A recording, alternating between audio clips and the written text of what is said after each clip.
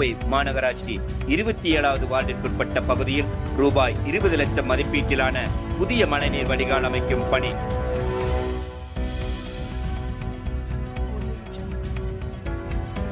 கோவை மாநகர் மாவட்ட பொறுப்பாளர் துரை செந்தமிழ் செல்வன் துவங்கி வைத்தார்.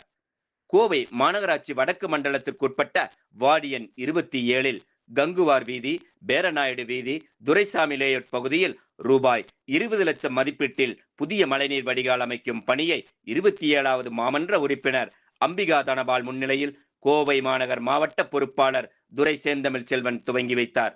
இந்நிகழ்வில் ஆவராம்பாளையம் பகுதி பொறுப்பாளர் மோகன்ராஜ், மாவட்ட இளைஞரணி அமைப்பாளர் தனபால், துணை அமைப்பாளர் மணிகண்டன், வட்ட துணை செயலாளர் செந்தில்குமார், மகளிர் அணி லோகேஸ்வரி, வேலுசாமி, அன்பழகன், ரமேஷ்குமார், மதிவாணன், அகமது பாஷா, ராஜேந்திரன், கிருஷ்ணமூர்த்தி, அன்பரசி, திலகவதி, தேவி, ரத்னா உள்ளிட்ட பலர் கலந்து கொண்டனர்.